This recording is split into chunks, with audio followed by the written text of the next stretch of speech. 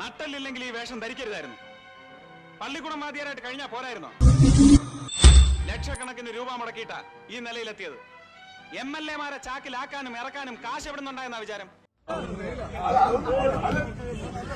പണ്ട് ഈ വീഡിയോ കുറച്ച് ദിവസം മുമ്പ് 2 ആഴ്ച മുമ്പ് ഈ വീഡിയോ കണ്ടപ്പോൾ എനിക്ക് ആദ്യം തോന്നിയത് സുരേഷ് ഗോപിനോടൊരു വിരോധം പോലെ തോന്നിയിട്ടുണ്ടായിരുന്നു. ഞാൻ മുമ്പ് ഒരാളുടെ വീഡിയോ കണ്ടപ്പോൾ അതിൽ പറയുന്നതെന്ന് വെച്ചാൽ ആ വീഡിയോൻ്റെ ഒരു ഷോർട്ട് ഭാഗം മാത്രമാണ് അതിൽ കാണിക്കുന്നുള്ളൂ.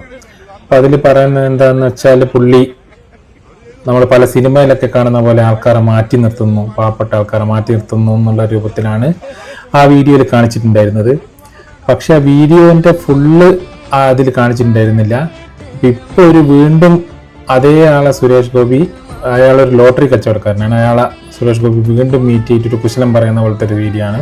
അപ്പോൾ അതിൽ സുരേഷ് ഗോപി തന്നെ പറയുന്നുണ്ട് 2-3 പ്രാവശ്യം പുള്ളി വീഡിയോ ഫോട്ടോ എടുക്കാൻ സമ്മതിച്ചപ്പോൾ പുള്ളി വീണ്ടും ആശാ വർക്കർമാരെ കൂടെ ഫോട്ടോ എടുക്കുമ്പോൾ ഈ പുള്ളി മുമ്പിൽ വന്നിട്ടുള്ളതുകൊണ്ടാണ് കുറച്ച് മാറ്റി നിപ്പിച്ചെന്നുള്ള രൂപത്തിലാണ് പറയുന്നത്.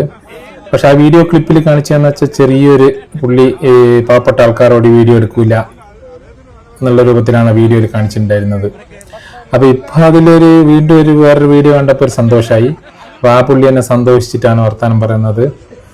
അപ്പോൾ അങ്ങനെ സോഷ്യൽ മീഡിയയിൽ വരുന്ന പല കാര്യങ്ങളും നമുക്ക് വിശ്വസനീയമല്ല.